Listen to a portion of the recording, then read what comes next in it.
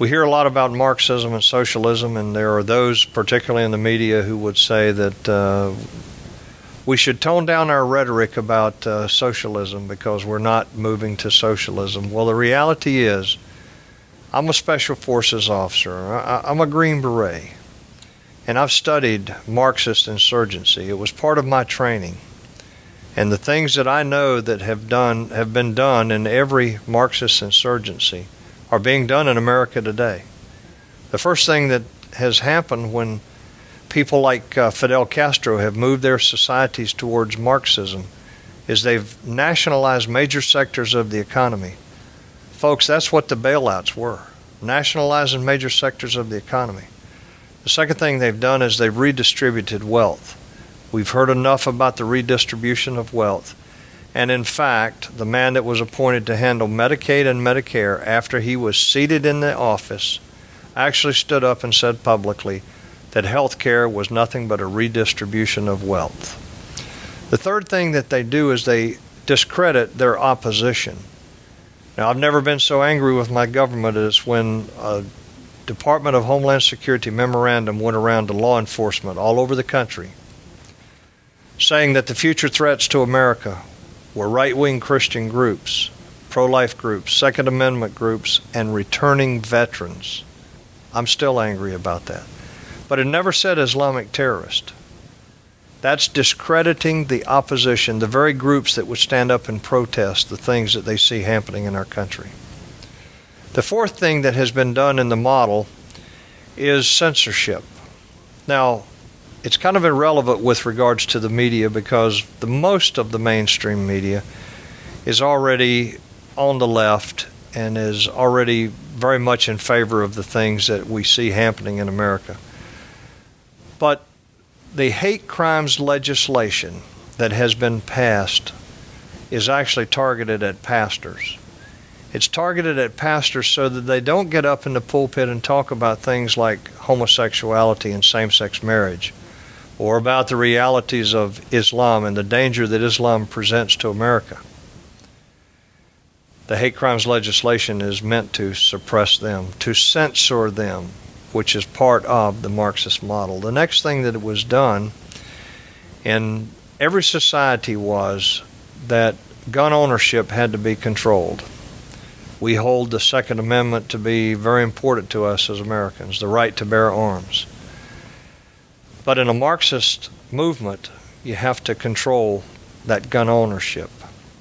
I don't know if you've seen it, but there has been a decree by the administration, by the President and the Secretary of State, saying that our President will sign the United Nations Small Arms Treaty, which is about how we will buy, sell, and control individual private weapons. Folks, that means the United Nations, an international body, will decide how you and I, as Americans, can buy and sell our weapons, how we control those weapons, who's authorized to have those weapons, and where they are. This is a dangerous trend.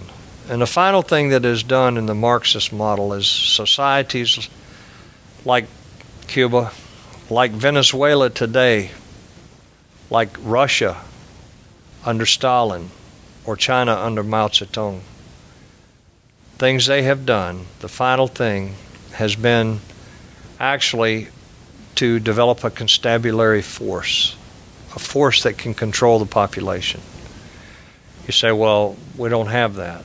Well, let me remind you that prior to the election, the president stood up and said that if elected, he would have a national civilian security force that would be as large as and as well equipped as the United States military. For what? Remember, Hitler had the brown shirts. And in the night of the long knives, even Hitler got scared of the brown shirts and killed thousands of them. Well, so you say, are there any signs that that's actually happened? The truth is, yes. If you read the health care legislation, which, by the way, no one in Washington has read, but if you read the health care legislation, it's actually in the health care legislation. There are paragraphs in the health care legislation that talk about the commissioning of officers in time of a national crisis to work directly for the president. It's laying the groundwork for a constabulary force that will control the population in America.